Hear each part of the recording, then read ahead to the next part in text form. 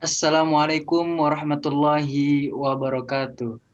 Bersama gue Muhammad Haikal Fauzi dan inilah podcast Rohis SMA Negeri 34 Jakarta.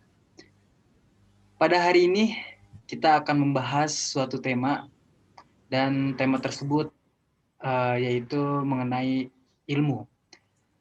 Tentu saja untuk membahas tema tersebut kita tidak akan sendirian, tetapi kita akan membahas itu dengan seorang alumni Rohis 34 yaitu Kak Gozi. Halo, Assalamualaikum Kak Gozi. Waalaikumsalam warahmatullahi wabarakatuh. Haikal, Oke, apa kabar? Alhamdulillah baik. Gimana Bang? Abang sendiri gimana kabarnya? Sehat, alhamdulillah. Alhamdulillah. Masih di rumah aja. Sekarang Puji. backgroundnya 34 tapi. Yoi, stay at home gitu ya. Terus kalau kegiatan hari ini gimana nih Bang? Lancar, biasa aja atau gimana?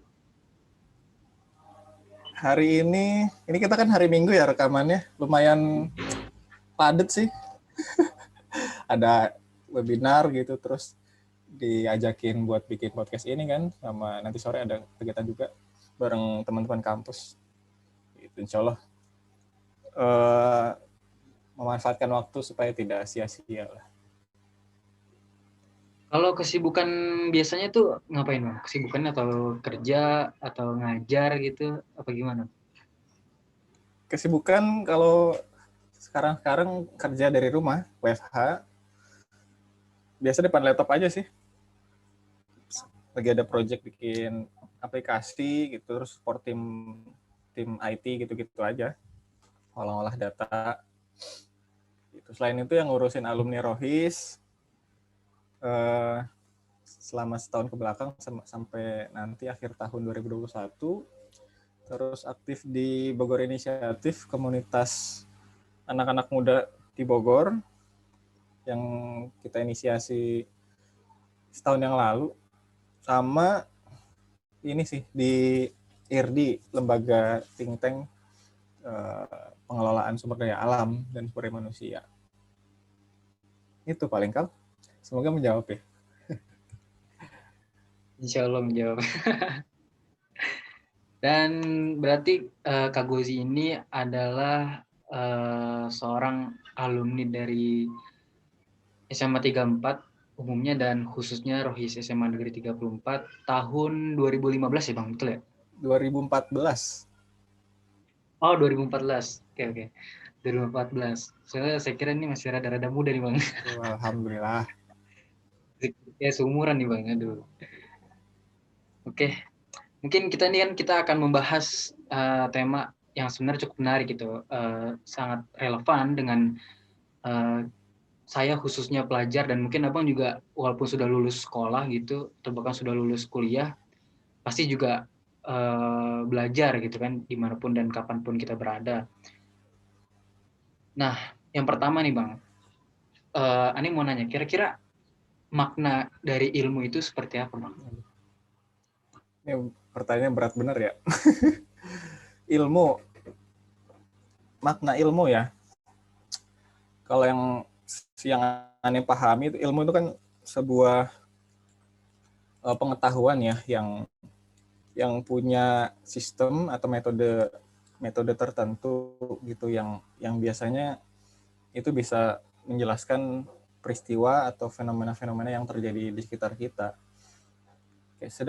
Mungkin kayak gitu ya sederhananya tuh makna ilmu. Dan ilmu itu lebih lebih tinggi tingkatannya daripada pengetahuan. Kalau pengetahuan ya udah sekedar kita tahu aja, tapi kalau ilmu ya punya sistem dan metode tertentu kayak gitu.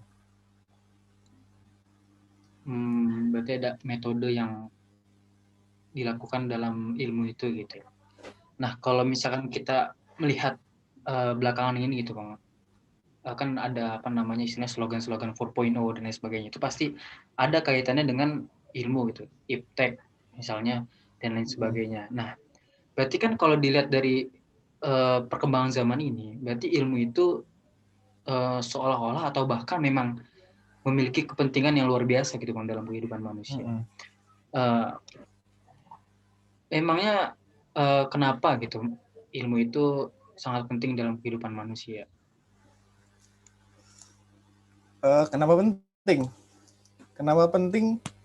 Karena sebetulnya fitrah kita kan ini ya, bukan fitrah ya, hakikatnya manusia tuh mencari sesuatu yang bisa mempertahankan eksistensinya kan kayak gitu ya di dunia ini, dan manusia selalu mencari metode-metode, mencari pengalaman-pengalaman terbaru untuk gimana cara supaya manusia itu bisa tetap bertahan hidup kan di dunia. Nah, dengan itulah kita punya naluri untuk selalu mencari ilmu untuk mendukung eksistensi manusia gitu, yang aneh tahu sih kayak gitu.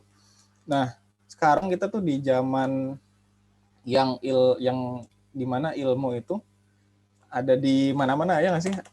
Gampang banget lah kalau sekarang nyari ilmu, ada di sosial media, ada di YouTube, bahkan ada di grup-grup chat kita gitu. Buku-buku juga sekarang gampang banget didapat ya, diakses, bahkan lewat internet juga gampang banget, buku elektronik. Nah, kita sekarang berada di zaman itu, ilmu itu dibuka dan tersebar di mana-mana. Nah, ini sekarang ini jadi tantangan sih buat kita, seberapa seberapa kuat sih effort kita, upaya kita untuk jadi penuntut ilmu yang tetap haus gitu terhadap ilmu-ilmu yang ada di dunia ini. Gitu. Mungkin aneh sedikit share satu hadis ya yang terkenal banget nih, Kal. Satu hadis yang related mungkin ya, dan juga ini jadi bahan introspeksi buat saya pribadi, yang ini disohikan oleh Hakim, dan bunyinya kayak gini nih, hadis Rasulullah. Ada dua orang yang begitu rakus dan nggak pernah kenyang, nggak pernah merasa cukup, atau dalam kata lain tamak. Yaitu yang pertama orang yang menuntut ilmu, dan yang kedua mencari dunia. Jadi emang orang-orang yang mencari ilmu ini pasti sebanyak itu jumlahnya, sama dengan jumlah orang-orang mencari dunia. Dan begitu juga orang-orang yang mencari ilmu pasti effortnya lebih apa ya, harusnya sebagai mencari ilmu harusnya effortnya lebih kuat juga, sama dengan kita mencari dunia kayak gitu. Jadi emang penting banget sih untuk mencari ilmu supaya kita tetap, pertama ya untuk selamat di dunia, dan kedua selamat di akhirat. Itu yang jadi tujuan kita kan kayak gitu tuh. Dan kalau di Islam sendiri emang ilmu ini kan dimuliakan banget ya. Bahkan kalau di Al-Quran banyak banget ya kata-kata tentang ilmu ini. Kalau disebutin berapa kali ya, nggak begitu paham, mungkin ratusan kali ya. Dalam satu ayat ya, di surat Al-Mujadalah ayat 11, yang Allah berfirman, Allah akan meninggikan derajat orang-orang yang beriman dan orang-orang yang berilmu kayak gitu. Jadi nggak cukup dengan beriman, kita juga harus berilmu kayak gitu, Kal. Satu hadis dan satu ayat yang mendukung banget ya, mensupport betapa ilmu itu begitu dimuliakan kayak gitu. Baik Bang. Jadi memang kita tuh sekarang tuh ilmu itu sebenarnya mudah untuk didapatkan, tinggal bagaimana kitanya itu mau mengambil atau tidak gitu. Apalagi kan dengan kemajuan iptek, kita bisa lihat kajian ustadz, kajian kiai, kajian habaib dan lain sebagainya, itu juga bisa dilihat dari YouTube. Bahkan di belahan dunia manapun, kalau kita ingin hadir di suatu kajian tersebut dan dirasa mungkin kita tidak mampu baik secara finansial, secara fisik dan lain sebagainya ke tempat tersebut, dan kita bisa melihat di YouTube itu ya Bang ya. Nah ini juga jadi ini ya, kadang aneh mikir juga gini bro, kenapa ya dengan begitu mudahnya akses untuk mencari ilmu, untuk mencari pengetahuan, tapi kualitas generasi saat ini masih jauh di bawah generasi orang terdahulu, ya nggak sih? Kan orang-orang terdahulu gini, kalau kita baca sejarah, untuk mencari satu hadis itu dia butuh perjalanan selama 1 bulan kan ya. Kalau kita baca sejarah-sejarah gitu tuh betapa betapa besarnya upaya orang zaman dulu untuk mendengar satu hadis ya, butuh perjalanan 1 bulan. Dan itu perjalanannya bukan antar kelurahan, antar kecamatan gitu, tapi antar negara gitu. Dari Irak gitu ya ke Syam cuma untuk mendengar satu hadis. Nah, kalau kita refleksi ke zaman sekarang, di mana kita sebetulnya nggak butuh perjalanan jauh kan ya, cukup modal 2 jempol, itu udah bisa dapat ribuan hadis kan di gadget kita. Nah, kenapa bisa beda kualitasnya? Karena itu. Karena untuk nyari satu hadis tuh dulu butuh perjalanan 1 bulan gitu, dan orang zaman dulu nggak ya nggak rela 1 bulan itu begitu aja udah dapat hadis terus udah dilupain. Tapi mereka berusaha gimana cara hadis ini bisa mereka terapkan, bisa mereka aplikasikan gitu di kehidupan mereka. Bedanya itu sih, keberkahan kali ya, karena effortnya tuh luar biasa. Sedangkan kita kadang-kadang ada webinar gitu ya, ada kajian online aja kadang-kadang mager ya untuk datang, untuk nyempetin aja, padahal tinggal klik masuk Zoom, gampang banget. Itu bedanya gitu ya, karena effort untuk nggak dapat ilmu itu sebegitu beratnya di zaman dahulu. Iya, jangankan kita ikut kajian atau webinar online gitu. Kadang-kadang juga kita di PJJ itu guru nyebut manggil nama kita, kadang-kadang kita lagi tiduran, lagi pulas gitu kan. Sampai berkali-kali guru, kadang-kadang juga kita nggak gubris gitu. Nah itu Iya. iya kan. Nah terus juga terkait dengan tadi keberkahan gitu ya bang. Tadi abang nyebut keberkahan gitu. Pasti saya juga pernah mendengar gitu semacam entah opini atau memang prediksi atau gimana dari seorang guru, dan juga saya kurang tahu ini guyon atau bukan. Mungkin beberapa tahun yang akan datang guru itu tidak akan atau tidak diperlukan lagi gitu, karena kita saking majunya teknologi sampai guru itu tidak diperlukan gitu bang. Mungkin itu termasuk Oh, termasuk yang tadi abang sebutin itu kali mungkin ya bang ya, apa gimana bang menurut abang? guru nggak diperlukan.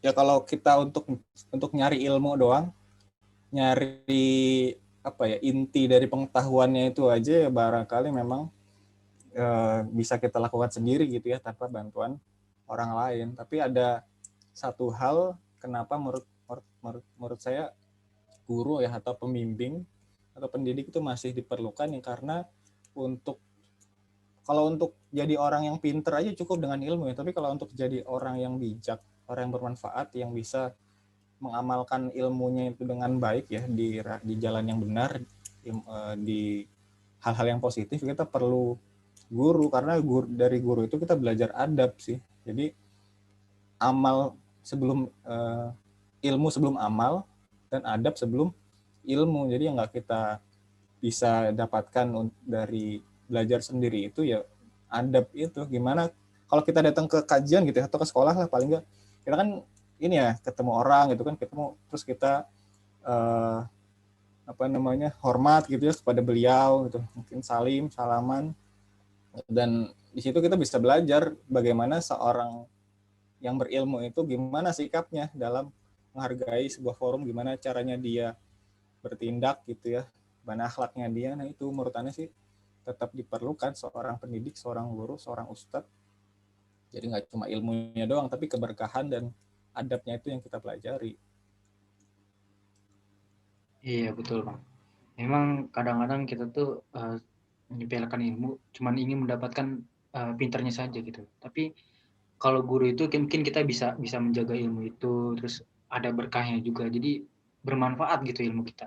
Nggak cuma untuk diri kita sendiri, tapi untuk orang-orang sekitar gitu. Dan jadi Betul. guru itu dan tenaga-tenaga pendidik itulah bahasanya, itu sangat diperlukan untuk kehidupan kita gitu. Saya juga jadi ingat suatu peristiwa sejarah gitu, ketika Jepang itu, kalau nggak salah Jepang dibom, Hmm. uh, ya kalau nggak salah ya, oleh sekutu, Hmm. dan kaisarnya itu yang pertama kali dicari adalah seorang guru-gurunya gitu bang. Kalau nggak salah Jepang, kalau nggak salah ya. Ya, betul. Memang jadi sangat sangat sangat penting gitu guru itu. Kalau kita berbicara guru ini bang, dan ada kaitannya juga dengan keberkahan gitu. Pasti dong, guru itu kan adalah orang tua kedua kita gitu. Dan dalam menuntut ilmu itu kita juga harus beradab pastinya. Dan ya kira-kira adab yang baik terhadap guru dan supaya ilmu yang kita dapatkan dari guru tersebut berkah itu gimana Bang menurut Abang? Waduh, ini kalau pertanyaannya, kalau kita mendiskusikan adab ya terhadap guru, sebetulnya ya banyak banget ya adab. Belajar adab tuh kan kayak nggak cukup deh untuk diobrolin di ruang ini gitu. Cuma satu hal ya yang kalau aneh sih pribadi, kita ini sih ngelihat gimana caranya seseorang gini nih, untuk bisa untuk melihat seberapa berharganya suatu ilmu ya kadang kita perlu berguru ke orang-orang yang memang kompeten kan ya. Nah, dari orang kompeten itu kita bisa lihat gimana sih dia kesehariannya, gimana sih dia memperlakukan orang lain, itu biasanya beda-beda tuh. Nah, dari situ kita bisa belajar gitu, bagaimana kita bisa menghargai sebuah ilmu gitu. Dan kalau kita tadi ya melihat kisah apa atau baca-baca kisah-kisah pada zaman dahulu, sebegitunya orang untuk mencari ilmu gitu sampai apa lintas negara dia dia apa namanya diusahain gitu untuk mendapatkan satu hadis. Nah, begitu juga sih dengan kita di zaman sekarang. Kalau kita memang sekarang aksesnya udah lebih mudah gitu, mungkin ketemu orang tinggal janjian begitu ya. Ya kita adabnya menghormati setelah kita mendapatkan ilmu itu, atau ketika mendapat ilmu kita dengarkan dengan baik gitu ya. Kemudian dicatat supaya tidak lupa begitu ya. Dan karena kan untuk mengingat ilmu itu caranya dengan menuliskannya ya. Dan yang terakhir ya dengan mengamalkannya. Kan percuma aja kalau kita udah punya ilmu terus nggak kita amalkan ya, nggak kita share ke orang-orang lain, ya mengendap aja itu ilmu, nggak berkah lah, nggak punya manfaat gitu. Begitulah mungkin ya kenapa ilmu itu begitu berharga, karena jadi penolong kita juga kan di akhirat, jadi amal jariah ya. Kalau ilmu kita ajarkan ke orang-orang lain, pada akhirnya nanti akan kembali ke kita juga kan ya. Oke Bang. Kalau cara meluruskan niat dalam belajar itu seperti apa Bang? Mungkin dari pengalaman Abang tuh pernah mengalami frustrasi lah gitu dalam belajar, kayak aduh kok ini susah banget, kok ini gue kan punya organisasi juga, gue juga punya kewajiban di rumah, di masyarakat dan sebagainya, sehingga mungkin pernah merasa hampir putus asa gitu. Nah itu kan termasuk dari gimana kita caranya meluruskan niat kembali dalam menuntut ilmu. Mungkin bisa di-sharing-sharing Bang, itu gimana kehidupan pada saat itu? Pasti ya, kayak semua orang pernah yang ngerasain jenuh gitu ya untuk apa ketika belajar gitu ya, susah nangkep atau mungkin metode belajarnya kita nggak tepat gitu ya, atau mungkin pelajaran kita nggak suka. Nah, kalau untuk ngelurusin niatnya, sebenarnya ini kalau ngomongin niat, ini kalau menurut Ani itu bab yang nggak pernah selesai ya, karena niat itu kadang emang gampang banget tergelincir. Tapi yang pasti kita ingat lagi sih kenapa kita berada di jalan ini gitu ya, kenapa kita bisa sekolah, kenapa kita belajar gitu, untuk apa kayak gitu kan. Misalnya nih teman-teman SMA sekarang kan lagi mungkin kelas 11 ya, diingat lagi, saya belajar di sini untuk apa sih? Apakah sekedar untuk dapat nilai? Apakah sekedar untuk menyenangkan orang tua gitu nanti nilainya bagus? Atau sekedar menggugurkan kewajiban sebagai siswa gitu ya? Oh, jam segini emang harusnya belajar gitu, mau ngapain lagi, ya udah mau nggak mau waktunya belajar gitu. Nah itu pertanyaan-pertanyaan kayak gitu tuh di apa dipertanyakan sebenarnya untuk apa sih saya belajar ini gitu. Kadang suka ada pikiran gini, Kal, wah ini udahlah ikutin aja, kok nanti juga nggak kepake gitu ya. Misalnya jurusan mata pelajaran biologi, terus cita-citanya mau jadi seorang apa ya, atau apa aja lah gitu. Terus mikir, wah kayaknya ini nggak bakal dipakai banget ya, atau pelajaran matematika deh. Ini kayaknya kalau kita di kehidupan sehari nggak dipakai deh gitu. Percayalah teman-teman, yang dicari itu bukan cuma ilmunya, tapi keberkahan dari ilmunya itu. Itu barangkali dengan belajar sungguh-sungguh itu bisa mendapatkan keberkahan, misalnya bisa sehat gitu ya, sehat terus, keluarga kita juga sehat, atau nanti kita dapat rezeki dari arah yang nggak kita sangka-sangka, itu kan kita nggak tahu tuh. Atau ternyata dari belajar itu kita jadi paham, walaupun sedikit, terus kita ngajarin orang lain, terus di kemudian hari orang lain tersebut jadi seseorang atau seorang pemimpin yang berkat kita jadi mengambil keputusan yang punya manfaat ke banyak orang, kan kita nggak tahu ya gitu dari mana rezeki-rezeki itu kita berasal. Nah makanya kita perlu banget ya, selain tadi meluruskan niat, menjaga keberkahan dalam nyari ilmu itu sih. Nah, kalau jenuh ya dicarilah cara-caranya supaya nggak jenuh gitu, refreshing bentar kayak gitu-gitu. Ini juga jadi concern aneh sih bro, gimana cara kita bisa nemuin cara kita belajar tuh gimana sih, kan tiap orang tuh beda-beda ya. Ada yang sukanya dengerin, ada yang sukanya baca, ada yang sukanya nonton, ada yang sukanya sambil jalan-jalan gitu. Itu perlu dieksplorasi ke diri kita sendiri sih, kita tuh emang belajarnya kayak gimana sih sukanya, kayak gitu sih. Kalau nanti gimana Kal singkapin supaya nggak jenuh dan selalu ngelurusin niat? Duh, kalau ini gimana ya? Kalau ini sih paling pernah ya, pasti pernah jenuh gitu. Kalau ini sih paling menyendiri sekaligus dengar-dengar sholawat, mungkin semacam apa ya, hadroh kan, walaupun Ani nggak bisa gitu mainnya. Ani nggak bisa buku, tapi kalau didengerin tuh asik gitu, apalagi dibawa-bawa sholawat gitu, adem juga gitu, walaupun pikiran lagi berat, tapi insya Allah hati harus dijaga buat adem gitu bang. Kalau Ani sih gitu. Nanti kalau misalnya udah adem, pikiran udah mulai plong gitu, dicoba lagi diulang-ulang materi-materi yang mungkin agak sulit gitu, atau mungkin emang sangat sulit. Gitu kalau saya sih bang. Iya ya, bener, nyiapin kondisi supaya kita bisa menerima ilmu itu dengan tenang gitu ya, nggak kecampur-campur dengan niat yang lain ya. Iya betul. Jadi ada Apalagi juga gitu sih. kalau kita belajar tuh pakai bawa amarah gitu kan, tuh nggak masuk gitu bang kalau saya bang.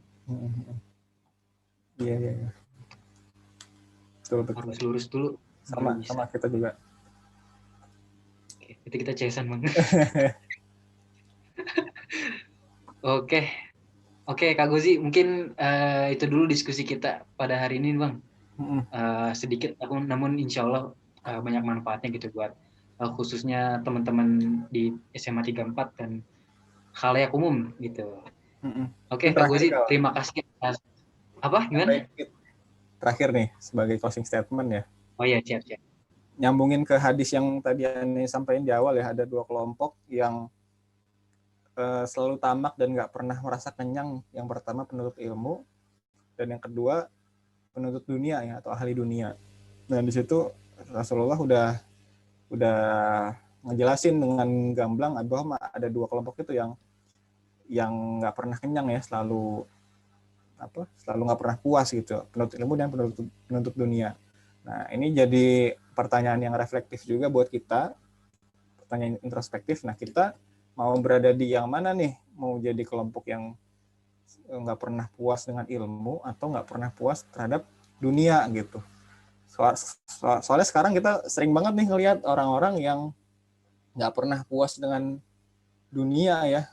Sedangkan orang-orang zaman dulu itu banyak kan yang nggak pernah puas terhadap ilmu gitu. Contohnya tadi nyari ilmu sampai lintas negara untuk mendengarkan satu hadis gitu ya.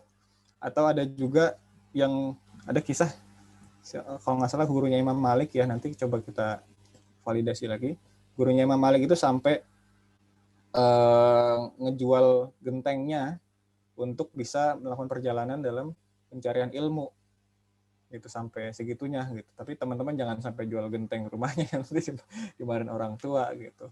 Kalau kita lihat zaman sekarang juga kayak gitu, orang-orang ya untuk nyari dunia sampai segitunya, ini tanpa apa tanpa merendahkan siapapun ya, atau kita lihat supporter sepak bola deh, atau kita sendiri deh, kadang-kadang kalau suka bola ya, ada pertandingan timnas gitu ya di GBK, itu kan sebagai pecinta sepak bola tuh pengen banget ya hadir di stadion ya, nonton langsung gitu.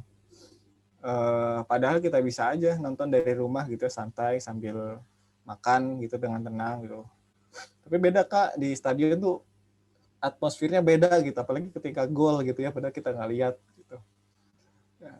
Nah itu yang terjadi sekarang tuh, banyak banget yang kita yang kadang bela-belain untuk hal-hal yang duniawi banget, sementara untuk ilmu kita kadang kurang gitu. Nah, ini jadi bahan introspeksi dan refleksi buat kita gitu. Kita ada di kelompok yang mana nih? Kelompok yang pertama yang nggak pernah puas terhadap ilmu, atau yang kedua yang nggak pernah puas terhadap dunia? Semoga kita ada di kelompok yang pertama ya. Gitu.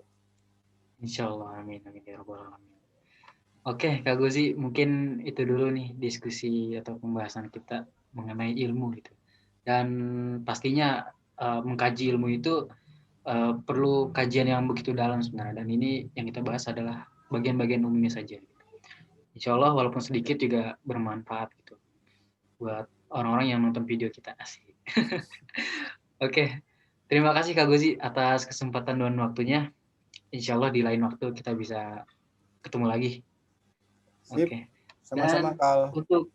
Oke, siap Bang. Dan untuk teman-teman semuanya, jangan lupa untuk like, komen, dan subscribe channel Rohis SMA 34 Jakarta. Dan terus update, dan juga jangan lupa untuk follow akun Instagram Rohis34 di @rohis34. Sekian dari kami, kurang lebihnya mohon dimaafkan. Billahi taufiq wal hidayah. Wassalamualaikum warahmatullahi wabarakatuh.